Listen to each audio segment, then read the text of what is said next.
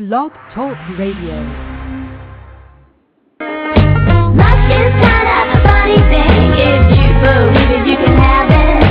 There's no stopping what luck can bring. There's no rules, everything is magic. If you believe in love, life is easy enough.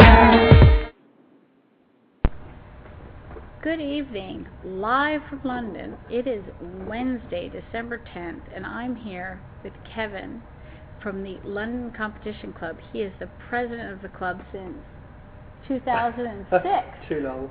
Too long. And this show is being aired on Monday, December 15th.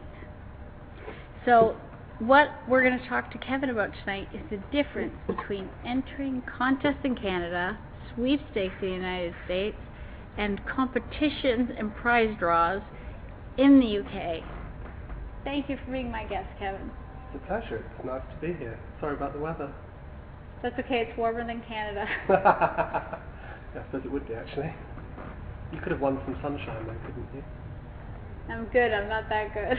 I'd have to win a I've trip heard. to the Caribbean. I'm sure you'll be back soon. I'll be back. I plan to win another trip. Oh, good. You have to attract it. I will attract it.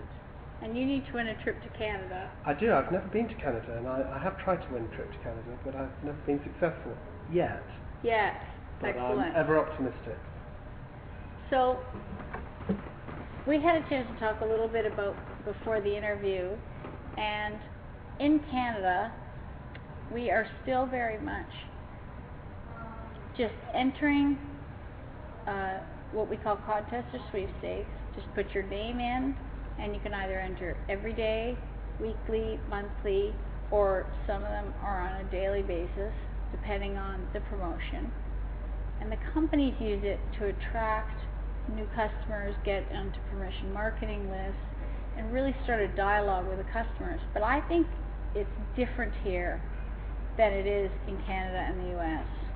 Well, I think the premise is the same. Obviously, competitions are run to highlight, a new product or something. So the kind of marketing strategy is the same, I think. But we have competitions and prize draws, which are slightly different from contests and sweepstakes. Normally, competitions have an element of skill attached to them. So it could be a tiebreaker where you might have to write a slogan in a certain number of words, or a photography competition, or a recipe competition. We also have prize draws, which were free to enter, but legislation changed last year, which meant that promoters could request a purchase in order for the consumer to qualify for entry. So now you have to buy the product, fill in your name and address on the entry form, send it off, but you're literally paying to enter. So wait a minute, how do you get an entry form? If I go into a supermarket and buy a box of, cereal or Kleenex or a packet of whatever, is the entry form inside? It might be inside, it might be on the box itself, it might be on the neck collar of the bottle of wine, or the entry forms may be readily displayed in the supermarket. So you might be able to pick up an entry form and it will say, you can enter to win this fantastic prize when you purchase this product.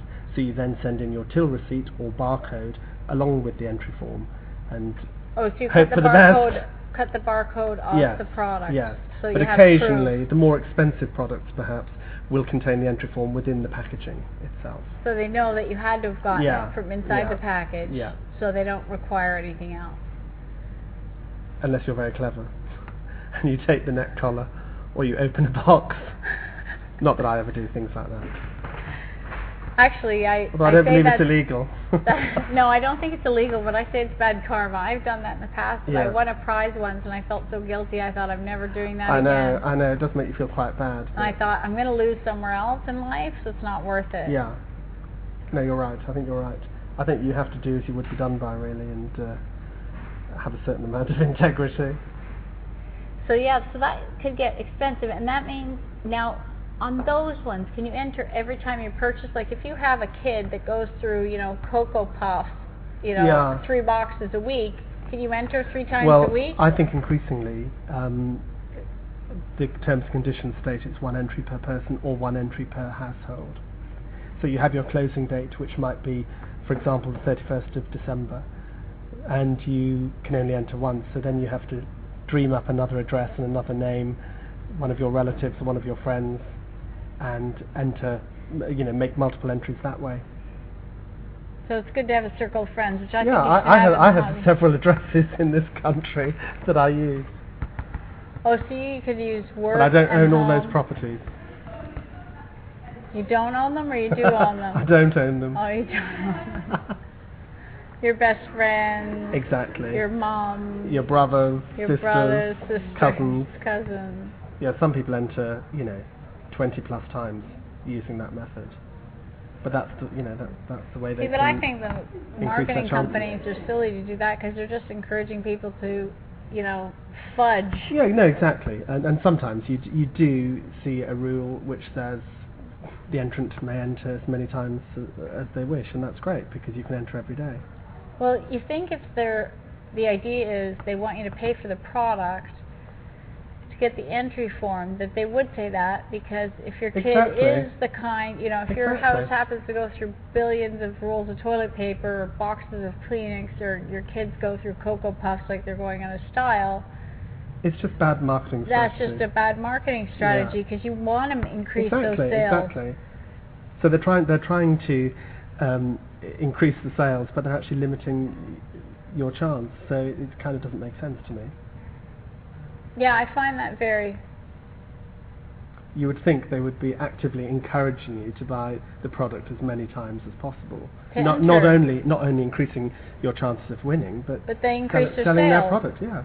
Yeah, because then if you saw the product, the Kleenex on sale, and you knew you got one for everyone, you go, well, I've got to use it anyway. I might as well go buy 25 boxes. Absolutely.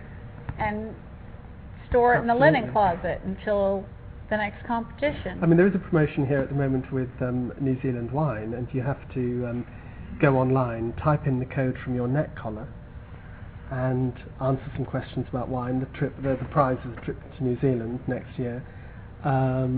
But they don't ask you to actually buy the wine, so you can go to the supermarket and take the neck collar and enter as many times as you like. But again, that in a way that's bad marketing strategy, because they should request some kind of form of purchase to increase their sales, but they haven't. Not that I'm complaining, I might add.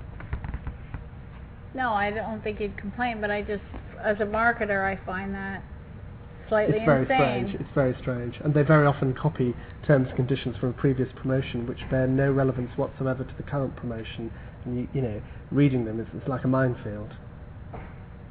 Yeah, that's because solicitors and lawyers are very expensive. Exactly. And so if they pay the solicitor to write the rules once, they think they could use them over and over. Absolutely, and they do.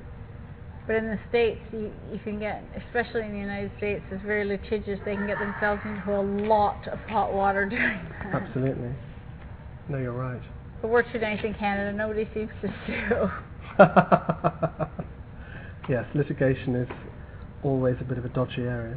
But for those people that haven't ever heard my show before, my number one tip is always read the rules.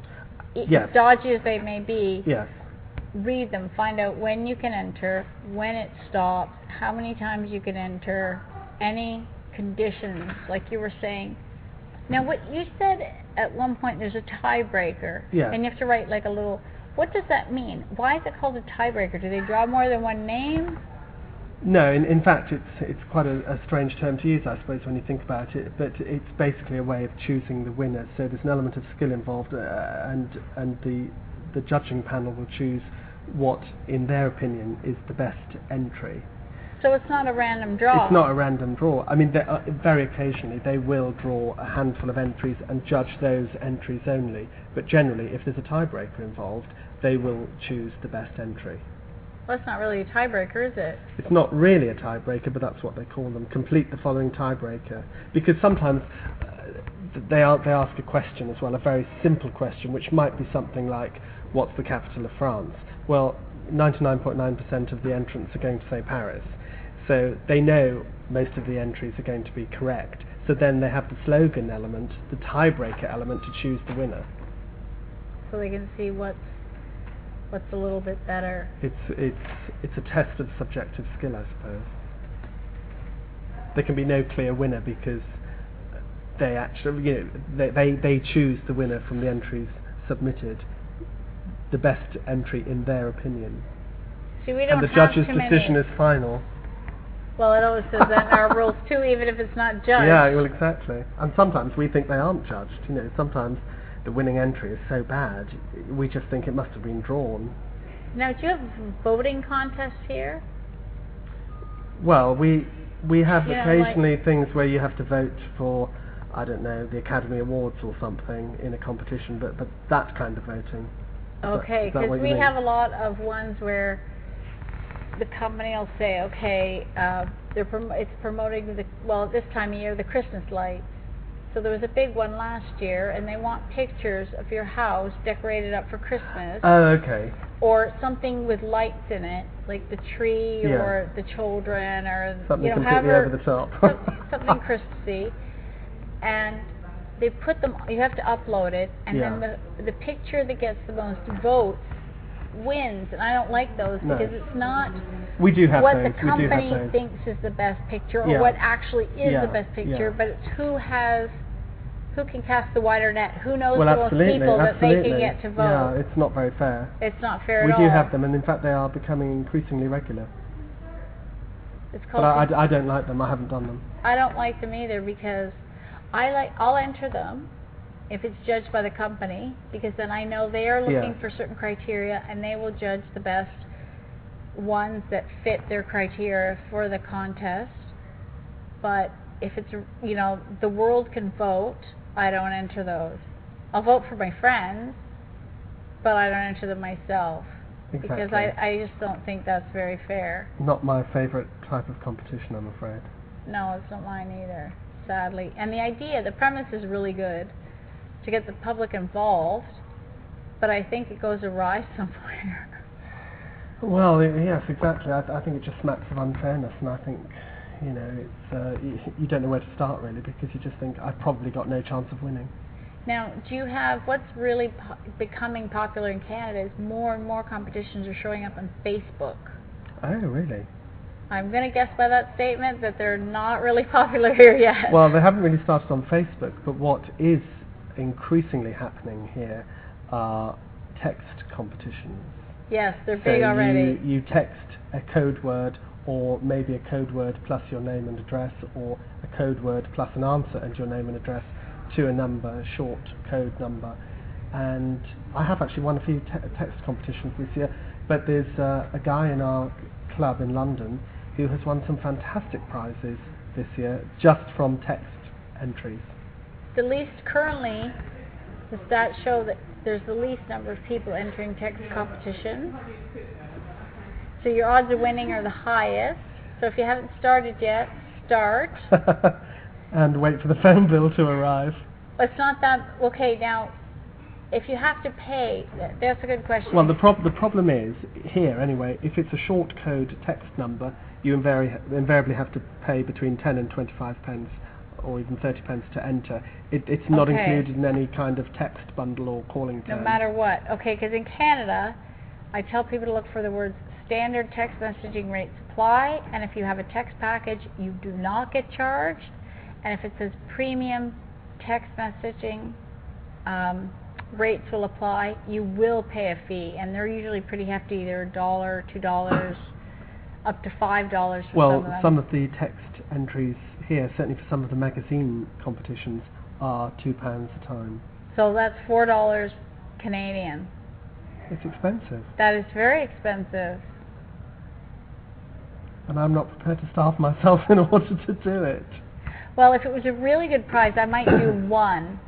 Yeah, absolutely. And in fact, I did do one, and I won it. So it's then it obviously was worth meant to be. It was obviously, you know, £2 to win a weekend break or a holiday. It's great, but obviously. Yeah, you think, okay, I'll do that one. You might have to enter an awful lot in order to get something back. Well, no, I would just throw one entry into the hat. So but you're an addict. How can you only throw one in? Because of the cost. You're tempted, aren't you? I'm tempted, but I'm also cheap, which is why I think I love the hobby, because in Canada, boy, my hobby would be so curtailed here because it costs to enter. Well, exactly. I mean, to be honest, I just kind of, I do kind of think if you're meant to win it, you will win it. And I'm a great believer in fate and attracting luck and positivity to yourself. And I think you just have to go for it. I'm big on that too. Because sometimes you can enter something hundreds of times and not get a sniff of a prize, and other times you can enter for one prize once and you win it. Well, that's why I'm in London. Sometimes I just think it's, you know, it has your name on it. I entered for London. It was one entry per person only. You were meant to meet me because you couldn't get to meet Dave Foley. That comment is because while we were eating dinner, my friend Stephanie and I decided that Kevin looks like David Foley, which is a Canadian actor, who we think is very cute. Google him. And yeah, I was going to say he's very handsome and very charismatic. He is. And so we told him we looked like Dave Foley, unshaven though. He doesn't have Dave Foley right now. Has a little bit of goatee happening, and so, but very successful in the acting and comedy world. So it's a good compliment. Yes, I don't have a beard. I want a shaver. I want a razor. It's true. I did. I want a razor. That's why I have no beard. I know the MP3 player I'm recording this interview on, I actually told Kevin I won and he laughed. Of course you won it. Why would you buy something? You're going to win it. I once had an operation and somebody phoned me and said, "How are you?" I said, "I'm fine. I'm still alive." And he said, "What happened?" I said, "I had to have an operation." And he said, "Did you win it?" It's quite a good idea actually, for the British NHS. You know what it stands for? No hope of surgery. We have in Ontario, we have OHIP, and the Americans would really appreciate it because they have dreadful health care costs, and Yes. they have to buy extra insurance and things. So, yeah, maybe the hospitals that are for profit should start running competitions. Why not? There are competitions everywhere else, so why not in a hospital? You know, somebody listening. So if you're going private, why not? Somebody in a marketing department at a hospital is going to hear this interview, and you watch, it's going to start someday, somewhere. Oh dear, it's dangerous. It'll happen. Dangerous. We're giving the marketers good ideas. But we need to come up with a group in Canada, a lobby group, to change the laws back in Britain. Absolutely, because it's becoming quite expensive to enter prize draws when you have very little chance of winning, really, because of the number of entries. But you think the entries would go down? I don't understand from a marketer's point of view. Why would you discourage your customers and your potential customers from entering? I don't understand that. I think their attitude is, one, you're probably going to buy the product anyway, if it's a bar of chocolate, for example, in my case anyway. And two, you know, it saves the hassle and the expense of employing a judging panel. Running a tiebreaker competition involves judging sessions, notifying the winners, maybe going to a second tiebreaker stage. So maybe they just think it's cheaper. From their end. From their end. Okay, I do, you know, as a marketer I can't appreciate that, but I thought the whole point was to start a dialogue with your customers. No, exactly. I mean, I think it's madness, and I think lots of compers in the UK think it's absolutely ridiculous because, you know, we used to have so many tiebreaker competitions, and because it was it involved an element of subjective skill, we didn't mind buying the product, whether it was a bottle of wine or a bottle of perfume or whatever, in order to enter, because we knew that our entry would be judged, therefore we didn't mind paying. Now, to pay to enter a draw where you're just going to be pulled out of a sack, hopefully, there's no kind of incentive really, except you do get the bar of chocolate or the bottle of perfume or whatever. Yeah, now we're not happy. No, I do say we have to support the sponsors, because if the sponsors aren't supported, they of course, you know, need to have that money to run more competitions in the future, and if they see they're being successful, then they will run more. Yes. But and then also in the U.S., mail-in is still very, very popular. So are you going to bother mailing away for no purchase entry, for a PIN code to enter, or are you going to spend the 50 cents on the chocolate bar when you're when you're spend the 50 cents on the Hershey's bar? Yeah, like why not? And so, if only to sniff the wrapper. I tell people what I do for things like that is I buy half and I send away for half because it's just not good to eat that much chocolate. Yeah. But I do make sure I do support You're a woman the of sponsor. self-discipline, though, aren't you? Yeah. To a point. Yeah, I mean, I think the downside for us, to be honest, is that there are now far fewer tiebreaker competitions. They are out there, but promoters know that they can get away with asking for a purchase, so they don't bother promoting the tiebreaker, the slogan.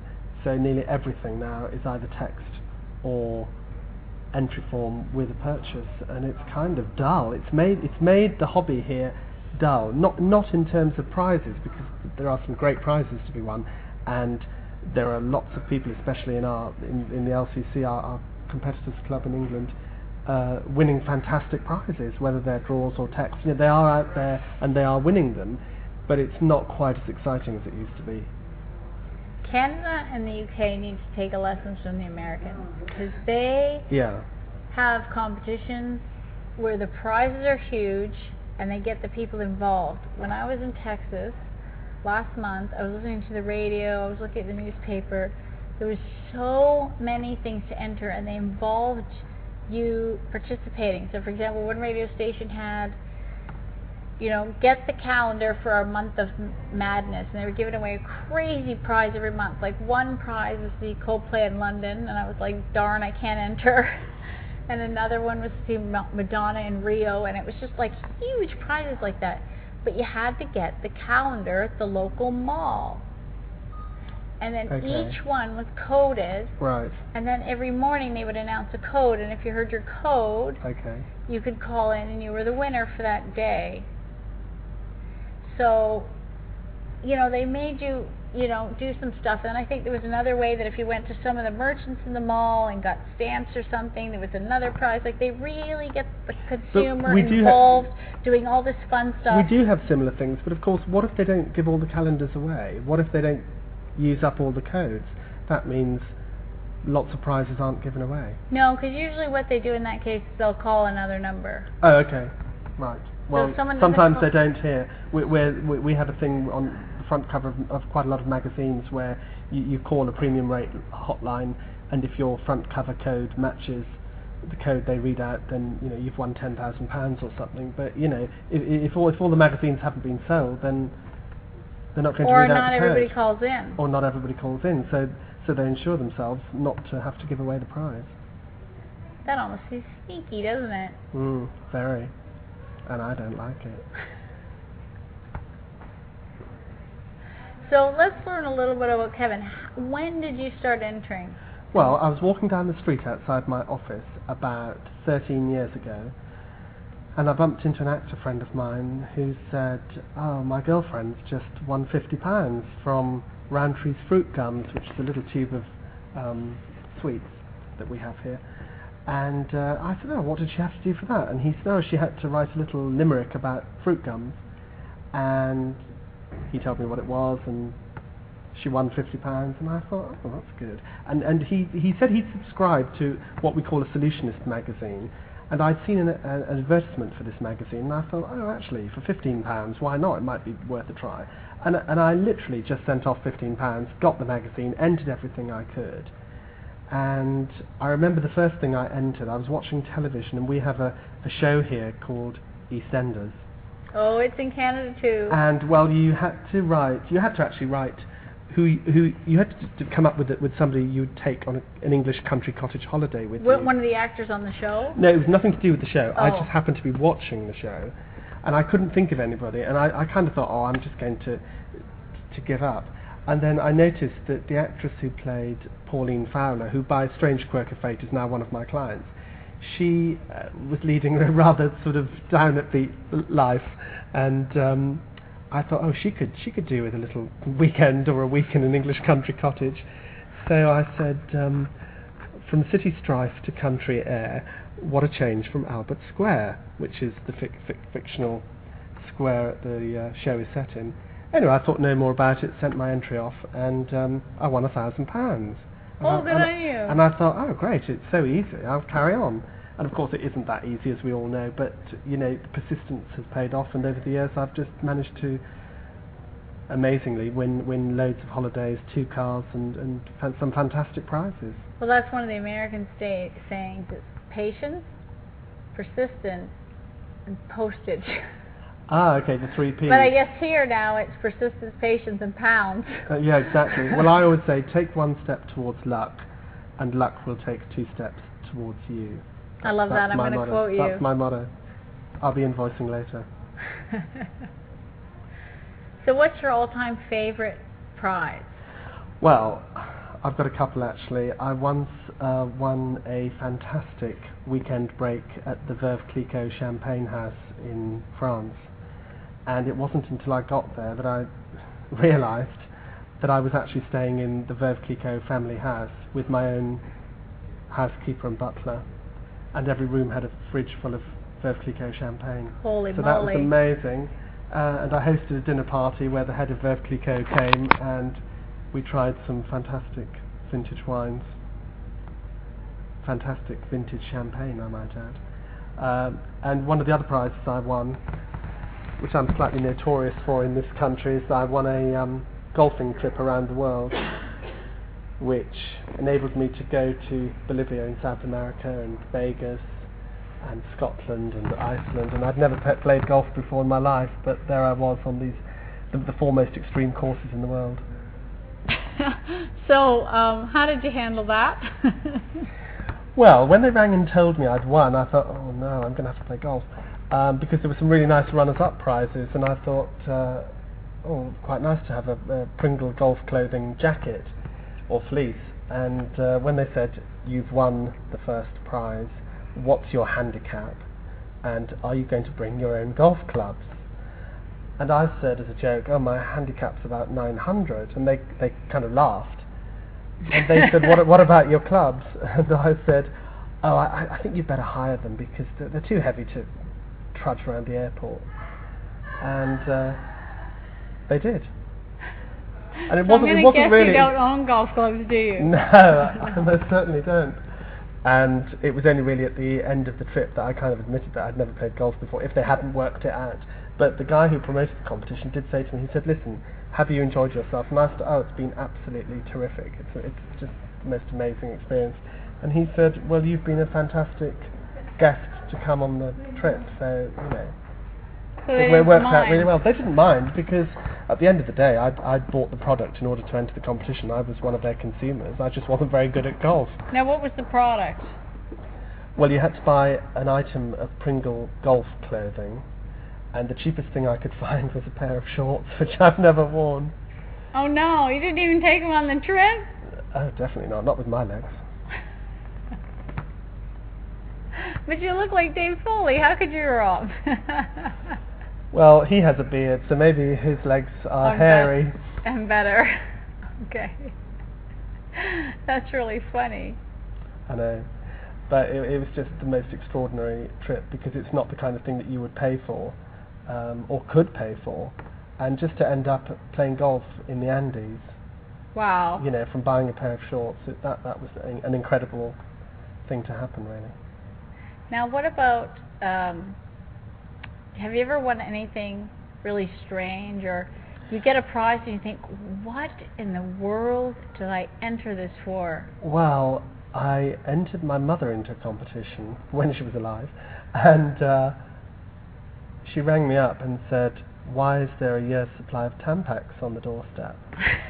And I said, oh, you've won the second prize. You didn't get the trip to Florida. So she was giving it away to all comers. And a couple of weeks later, she rang up and said, I've still got all this Tampax. What am I going to do with it? Did you have to help her get rid of it? I said, it's free. Why don't you get a market stall? Anyway, I actually advised her they would be rather useful at cleaning the windows. See, I would have taken it to the food bank. The food bank? You can't eat it. No, but they also asked for anything like shampoo and clean, like anything that diapers. The kind of recycling thing. Anything that people could use. If they don't have to spend their money on it, they could use to buy food. So anything. Okay, that's a good idea. so I would have taken it. You know, you can't eat it, but it's a generic name for. Well, she gave it away to quite a lot of people. A lot of very grateful. A lot of people, a year's supply. A year's supply. I often wondered who won that trip to Florida. We have a lot of seniors that go to Florida. Your mother would have loved it. Yeah, she would have. That's funny. But she went all over the world thanks to competition. So. Now, you took your mum on the trips, or did you win her the trips? Well, I took her to quite a lot of places because my father, God rest his soul, never wanted to go anywhere. He never wanted to travel anywhere. He never went abroad. And she desperately wanted to travel the world. So when I started entering competitions and winning prize trips to India or South Africa or whatever, you know, I said, listen, I always gave her first refusal because I knew there were places that she desperately wanted to see. So we did. And the only place that she never got to, I won an amazing trip to Argentina, and she was very interested in the life of Eva Perón. And that's the only one I wish she had been able to go on, but she was just a little bit too frail by that time. That's too bad. But she saw the photos, so. Yeah, that would have been good. I hope you brought her something nice back. I did, yes. Good on you. What a good son. Yeah, exactly. You see, it's comping karma, isn't it? I like that. Do as you would be done by. I like that. I'm going to put that up there. Comping karma. You're stealing all my sayings now. I'm not stealing. I'll give you full credit. Not the credit I want, it's the lolly. There's no lollies, I'm sorry. Okay. I'll send you some Canadian chocolate, is that? Yeah, that'll do, that's fine. It's a deal. Do you have Kit Kat here? Yes, we do, and there was a fantastic promotion on it this year. They were giving away a car. Nice. I think it was every day or every week. Yes. I didn't win, but I ate quite a lot of Kit Kats.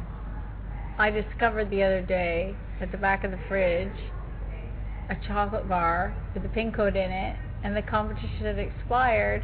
And I'm like, how could we have missed eating this chocolate bar? I'm afraid you're a disgrace to the hobby. The comping community.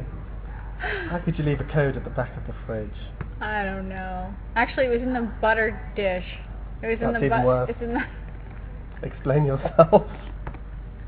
in the fridge. It was in the butter compartment. Oh well. And your husband hasn't filed for divorce? No, but you know, I did win a year's supply Lindt, $100 in Lindt chocolate, so maybe he was too busy eating that instead of the. And you're so slim as well. I gave a lot of it away.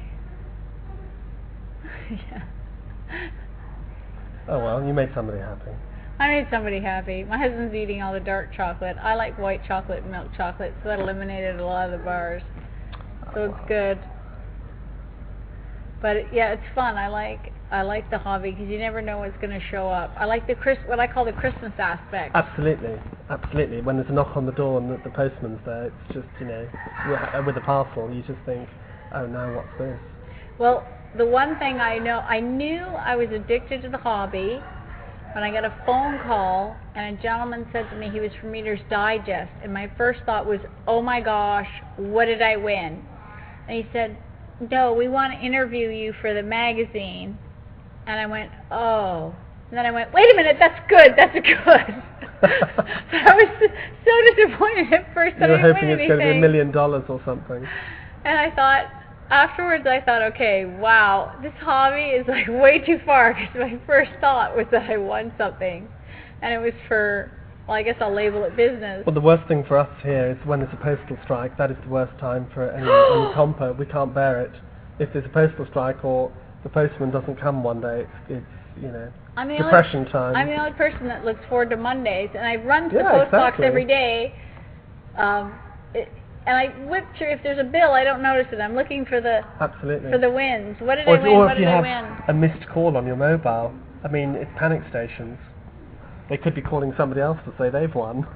Oh, that's a good point. Now here, in Canada rather, they, many times in the U.S., unless it states in the rules, if they can't get a hold of you, they go on to the next person. Yes. They will leave a message. Okay. And give you an opportunity to get back to you. Do they automatically call the next person, or do they? Well, I think it depends on the individual promoter. I would like to think that if they don't get hold of you, they will either leave a message or try again. But I have heard of people saying, you know, I missed the call, and when I rang them back, they said, I'm sorry, we didn't hear from you, we've had to choose somebody else. So always check your mobile. And always check your emails, because you sometimes get notification by email, and it can go into a spam folder or junk folder. And Oh yeah, double check the spam folder before you delete yeah. it. This trip I got notified by email, and I tell people they want to know how they can tell the difference between spam and a legitimate win. And so it had a person's name on it that I didn't recognize, but it said Smart Set C Duffy Live in London contest. And I went, okay, I remember entering that. Exactly. I remember the competition. So I clicked on it and I read it and it said I was the grand prize winner. And I printed it. She attached a copy of the rules, because they usually have attachments. So some people are scared to open them, but it was a copy of the rules and a copy of the release form. So I'm reading the rules, and I saw the secondary prizes, and I thought, no, I won something. I won the little $100 gift card and a CD. Then I went back and read the email, and I'm like, no, I'm the grand prize winner. Oh my God. I'm phoning my husband. I won the trip to London. Well, some people say to me, oh, I had an email or a letter saying I've won £150,000. Do you think it's true? And I say, well, did you enter the competition? No, I haven't entered anything. Well, why would anybody give you £150,000 out of the blue? The most famous one is, I have won the British lottery, the Australian lottery, the Austrian lottery, Swiss lottery, the Dutch lottery, German lottery, you know. And you're staying in this hotel? Yeah, and I should be the I should be the world's richest woman. Those are scams. And you should never have to pay to get a prize. Absolutely not. Absolutely That's not. the same here. You never pay to get a prize. No. Now, do you pay tax on your prize? No, we don't. No tax at all. Well, thank God, after you have to buy the product. And no tax on national lottery wins, and no tax on our premium bonds. What? Premium bonds are basically bonds you can buy from the government, and they have a monthly prize list. The top prize is, there are two top prizes of £1 million, working right down to £50. So you can have a maximum holding. They're like savings bonds. They're like savings bonds, but they don't attract any interest. The interest is paid out in prizes. So the maximum holding is £30,000, the minimum is £100, and every month there's a prize structure, and they just notify you. You just get a cheque through the post, and it's. Do you have any? Of course I have them. Yeah, I win nearly every month. Not £1 million, I might add, but last month I had £200. Enough that would be interest. Oh yeah, definitely. I mean, I think if you have the maximum holding, you're likely to have 12 or 13 prizes every year, and the average kind of interest, I suppose, is about 6%, 5 to 6%, depending on how many people buy. So that's actually I like that idea. Yeah, it's good, because you could get, on the first of every month, you could get somebody knocking on the door with a cheque for £1 million. Or even two cheques for £1 million. And it's a good way to save. Like, if you need to save money for something anyway, like, and also you can instantly get at it. So if you need it, you can just cash the bonds in at the post office. Well, gee, that's a good way to save money. So instead of opening a savings account, go get premium bonds. So not only is your money away, you could win a lot of money. Or and even sometimes it's fascinating, because you can go online to see, and sometimes somebody with just £5, a £5 holding that they bought in 1960 or something, has won the £1 million prize.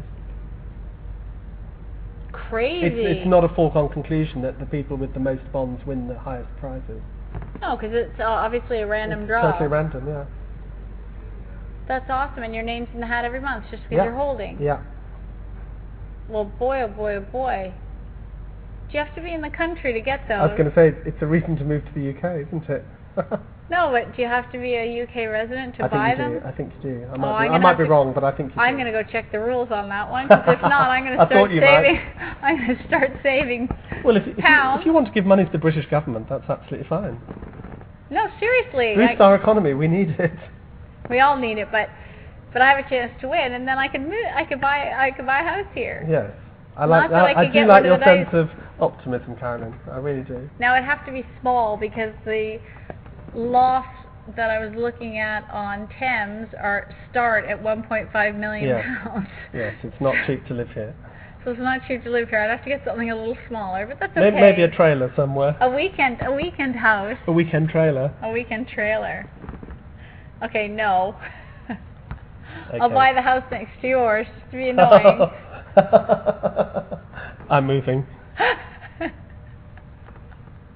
Well, that's really interesting.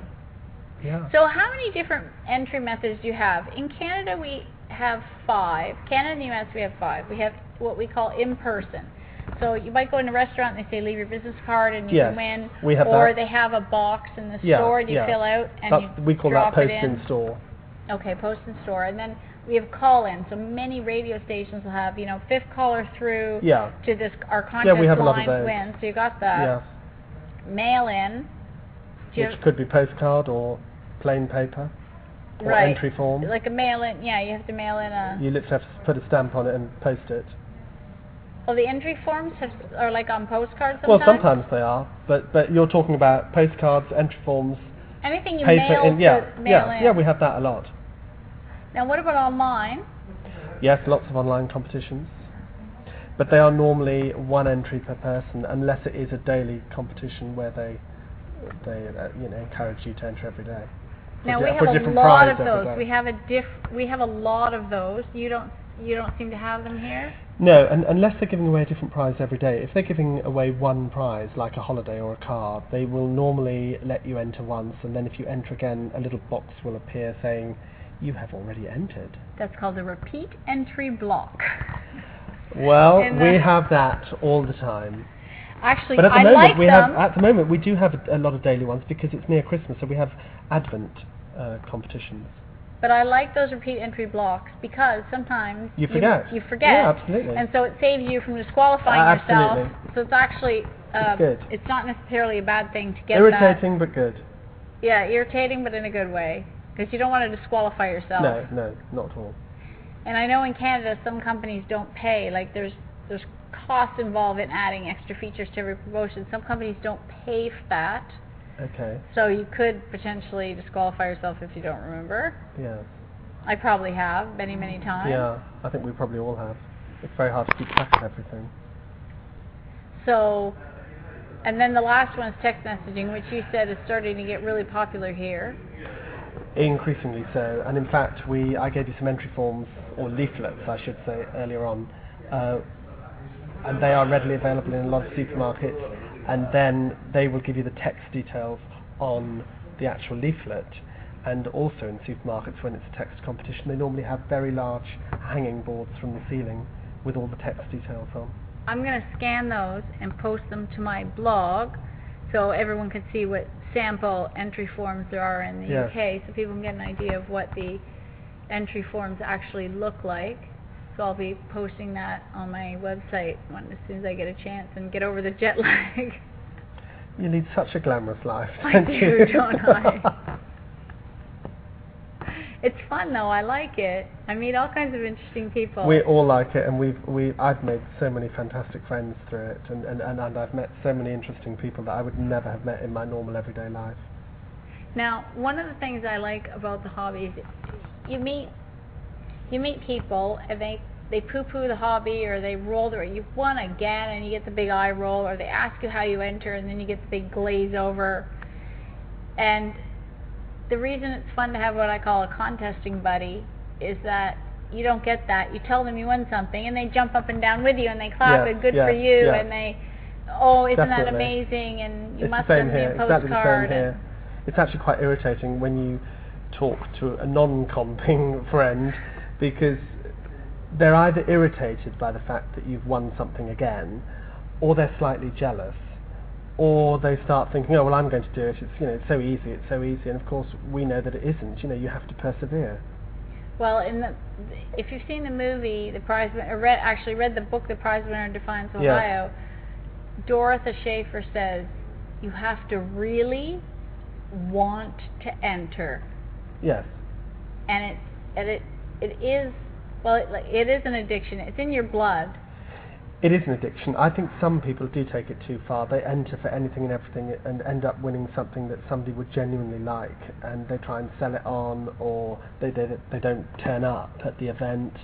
And I think that's a bit sad, because there are some people out there who would genuinely love to win tickets to The Sound of Music or whatever it is. And I think it's a shame when people enter just for the sake of winning and don't use the tickets or don't give them away. Well, sometimes if I win something, I either use it or I share it. So if something comes up, like, I have tickets to something happens, life happens, and I suddenly can't go. Exactly. Or I get a conflict, or I read the rules and I made a mistake on the date, then I make sure I give them to a friend. A promoter said to me that they had phoned somebody to say they'd won a car, and you would imagine that the winner's reaction would have been, oh, how amazing, jumping up and down on the spot, screaming even. And she said, what colour is it? And they said, well, red. And she said, oh, I wanted a white one. Oh my God. So that's a bit, you kind of think, that's not really good for the promoter, who are running this amazing competition, giving away all these prizes, to be met with that kind of negative response. I was so excited when I won this trip. I called the marketing coordinator at the sponsor's company, and I was so excited. I left on the message that I was so excited I was going to meet Hillary Duff. I was just Well, it could have been worse. It could have been Hillary Clinton. But, because it was Duffy, and I was just so excited, and then I went, no, wait a minute, and I was like, I left this verbal, she must have thought I was insane on the message, because I was so excited. Carolyn, how could anyone think you were insane? Oh, a lot of people do. It's a lot of fun, though, and I think, I mentioned earlier, I say this hobby attracts the good crazies. Yes, definitely. And I have not had any other contester disagree with me when I make that statement, because they know it's true. It's absolutely true. I think you have to bring a certain eccentricity to it, really. I think I'm eccentric with it, really, because it's just mad. You do mad things in order to enter, or in order to win. Yeah, but you also get to experience things. What I like about the hobby, and it sounds like from some of the prizes you've described in this interview, is there's two things you could win. You could win things that are just not normally in your budget. Yes. You may not be able to afford those extra theater tickets. You might not be able to afford that extra weekend away. So it's a way to enhance your everyday life style. Exactly. And then there's prizes that you could win that you could never buy. Like, have you ever won a prize that that money can't buy? Well, I think my golfing trip around the world was really in that category, because it... How much was that one? I think it was probably worth about £20,000. So that's wow, that's like $40,000. Because some of the flights were business class, the hotels were first class, and the whole fact that they took several people, they wrote an article in Golf Monthly magazine here with all the photographs, and I think... Are you willing to share a copy of that? No. And I'm going to Google it. I didn't have a beard then. I didn't quite look like Dave Foley then, but this is my younger, slimmer days. I think something like that you would never probably choose to buy, and I don't know whether you could. I don't know whether you could buy a golfing trip that went to the 4 most extreme courses in the world. Yeah. So I think something like that's extraordinary, and there have been prizes. I think there was a prize a couple of years ago here where the prize was £30,000 to spend on the most deserving thing, and somebody wanted to build a garden at a cancer hospital. And yes, money would buy that, but where would you get the money from? And I think that was quite an inspired thing to. So that was the prize. So she got to build a garden for patients at a cancer hospital, and that sounds pretty amazing. Because that would have brought, or will bring, so much pleasure and serenity to patients undergoing chemotherapy or other treatments, and I don't think the money can't buy that, really. No, and you're famous for your English garden, so it must be spectacular. Not my garden. Well, exactly. So that I think that's a wonderful prize. That's just a really, really inspirational thing. Well, we have one going on right now where you can enter to win $5,000 for a charity.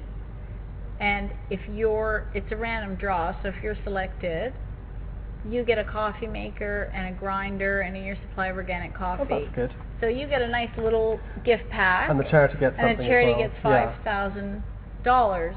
So I think that's a good. Yeah. I would love I like to win those kind of competitions. And they have a lot where you win 1,000 and you donate 1,000. Oh, okay. So the prize is actually 2,000, but Yeah. you get half, and the charity of your choice gets. Good. There should be more half. like that. Yeah, it is good, isn't it?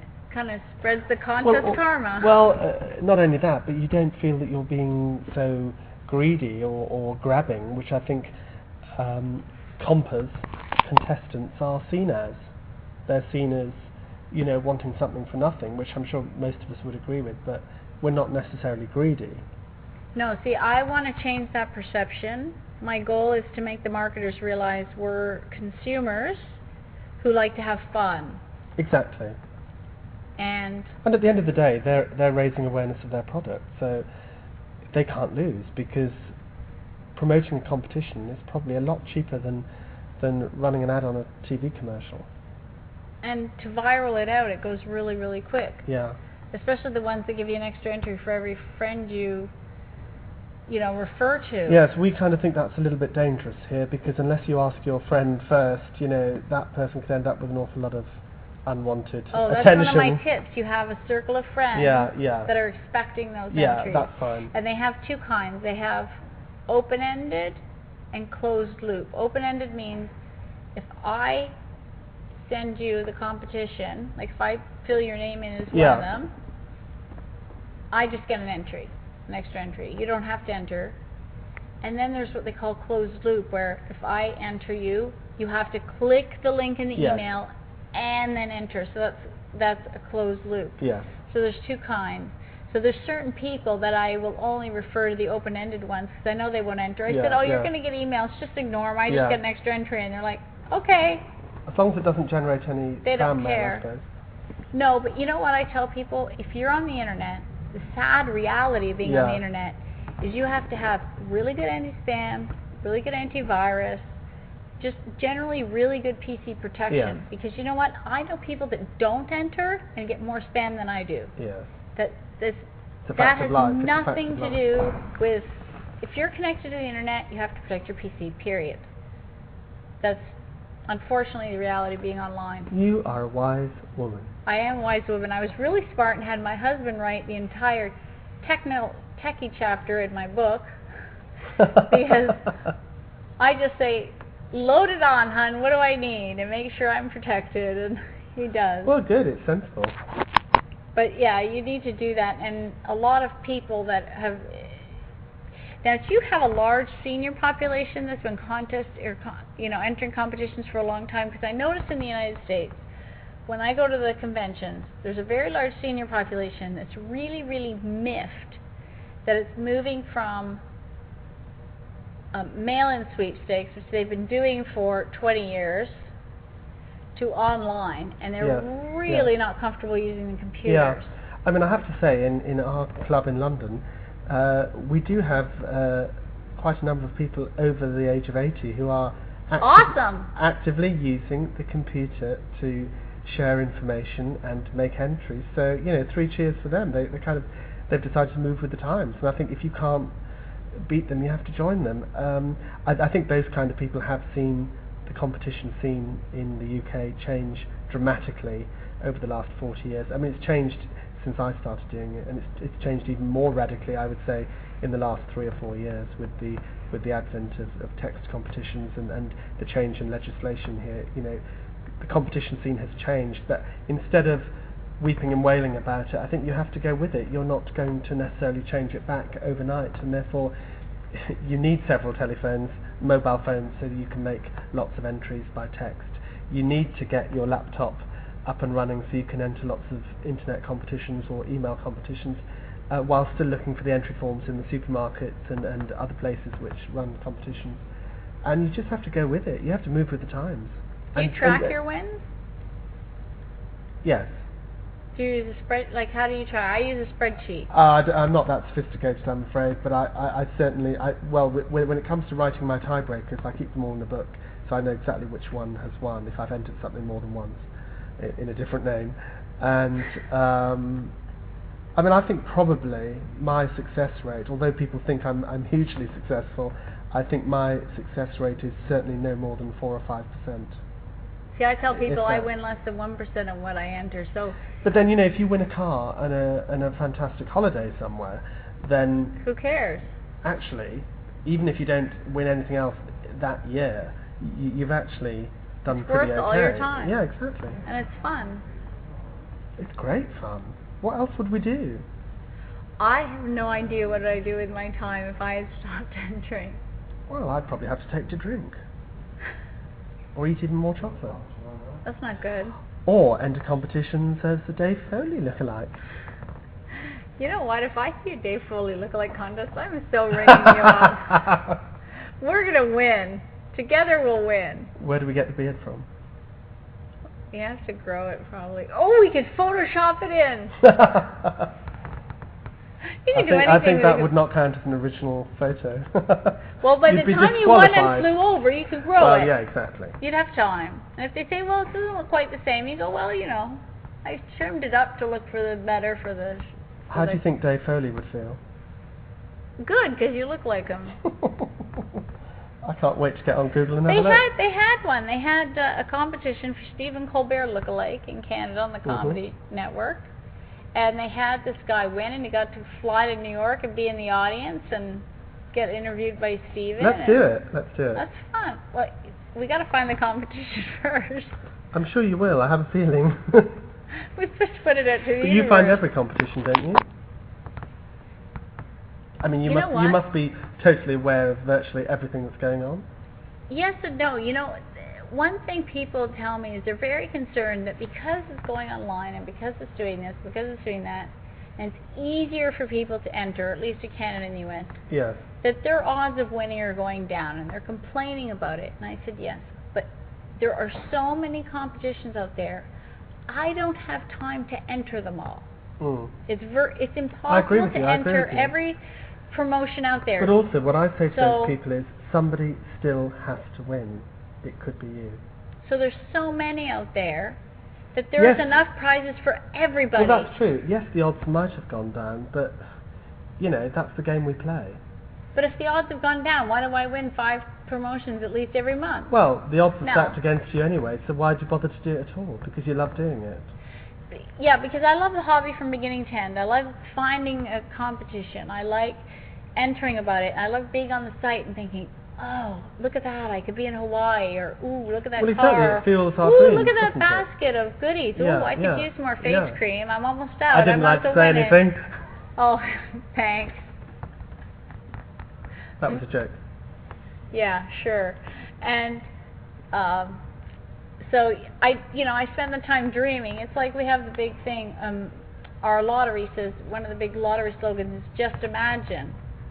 Well, that's what I do. I imagine, and then I'm doing the entering. We're feeding our fantasies, really, aren't we? Right, and then I like trying out different entry methods. Well, do I win more trying to call in on the radio, or if I bail something in, or what are my odds on that? And I actually track on my spreadsheet how which method won. Okay. If I was in person, if I won on the radio, if I won texting, and one year, like 60% of my wins were via text. And do you think there was a reason for that? Well, it's a little bit of a cheat because they were having a daily promotion, and every day I won one song music download for 99 cents. But I count that as a win. Right. Don't you count everything right from the 99-cent win right up to the car? Well, I guess so. I probably wouldn't enter for the 99 cents win. Well, no, because you were also entered in for the grand prize draw to see this band anywhere in North America. I think these days we're just happy to win anything, whatever it is. So time's almost up, and what we're going to do is there any other advice I think that you could give us? It's very easy to become negative when you don't win anything or when you haven't won anything for a while, and I think you really do just have to keep positive and persevere and carry on. because thereby hangs the secret of being an eternal winner. Now, I was so excited to be here at London that I have completely forgotten to tell everyone how to win this issue's prize. So, if you remember from every show, you have to send enter me at contestqueen.com. So ENTERME at contestqueen.com. And what I want you to put in is, in the headline, okay, we have a couple of prizes. The first one, I'm just looking it up here, a little slow today with the internet. Okay, so our first prize is, we have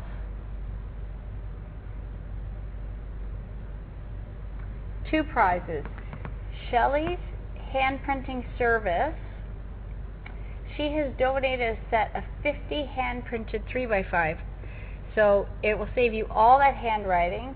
So send in to Shelley's in the subject line with your name and address in the body, and you'll be entered for that one. And you can enter the other sweepstakes, and it is Savvy Sweepers. I have two more of her binders to give away. A sweepstakes win binder and a sweepstakes newsletter binder. So put binder in the subject line with your name and address, and that will be drawn at the next show. So make sure you do that. So enter me with Shelley's in the title, or you can enter twice, binder in the title, and we'll be drawing for those. And look at my newsletter, because I have started announcing the winners if you want to see who won the fish money from last issue.